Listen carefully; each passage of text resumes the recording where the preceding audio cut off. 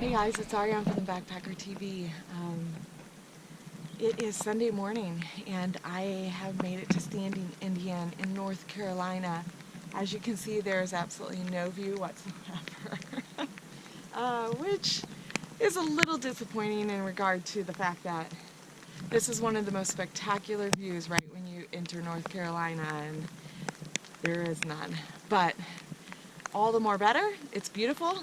It is raining. Last night we had absolutely wicked thunderstorms come in last night, and just temperature dropped. It dropped to about 44 degrees this morning.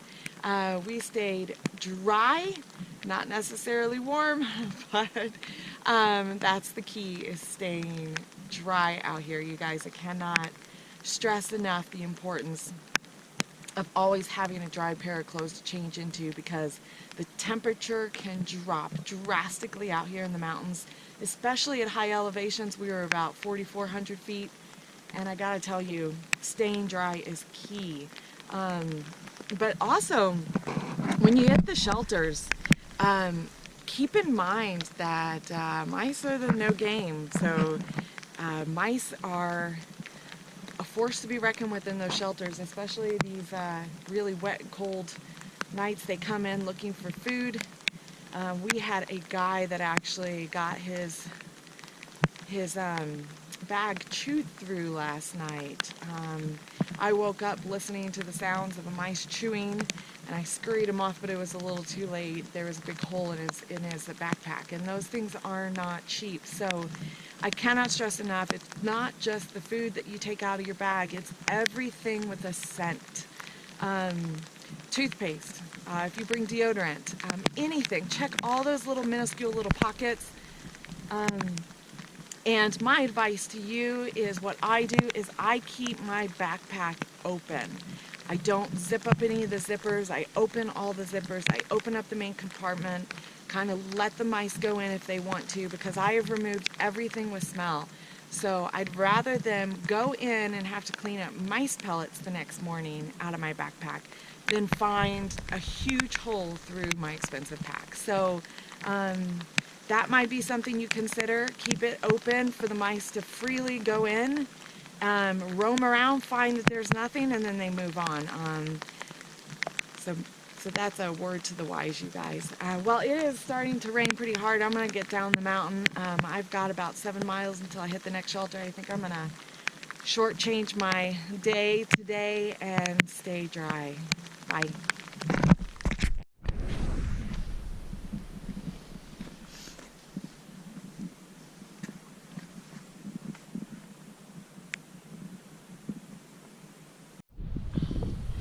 Well, I have made it to the top of Trey Mountain, I think. I would assume. This is absolutely beautiful. I am in a storm cloud. Let me show you the views. Holy fuck. That is gorgeous.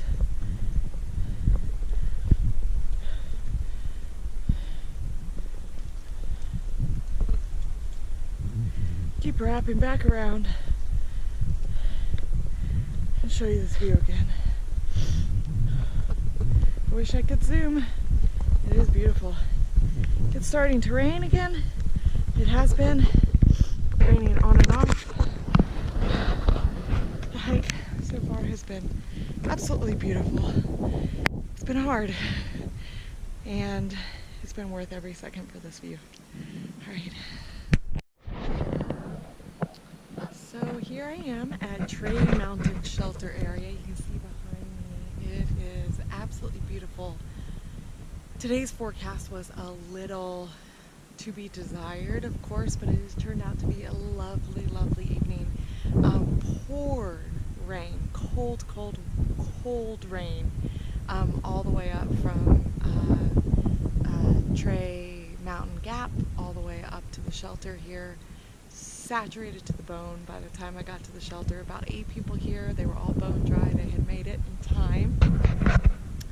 I was not a lucky duck, but I've decided to stay here tonight and test out my first shelter experience. So I had a lot of good things going for me.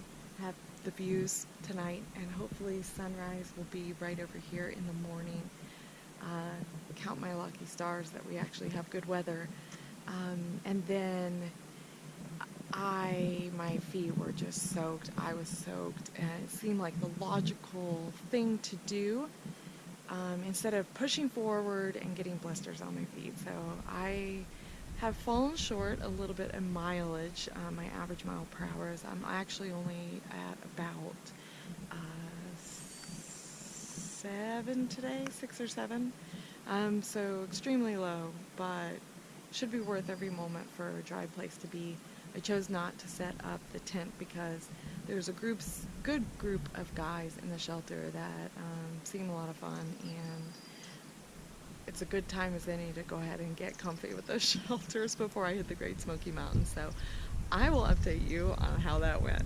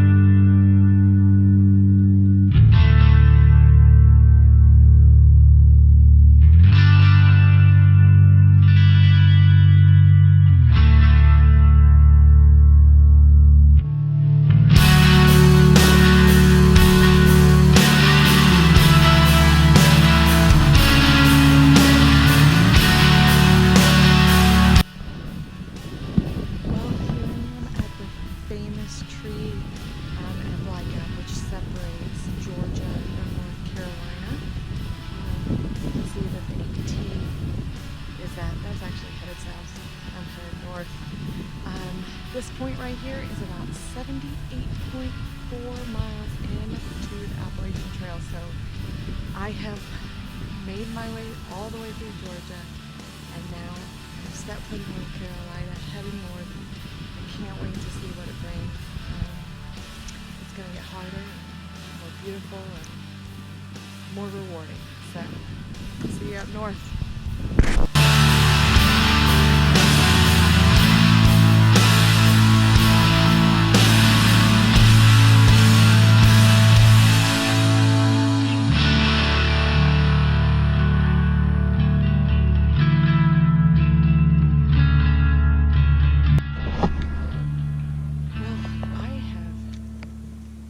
Pushed on ahead. I left Muskrat shelter thinking I was going to stay there tonight, and I just soaked my feet in the creek and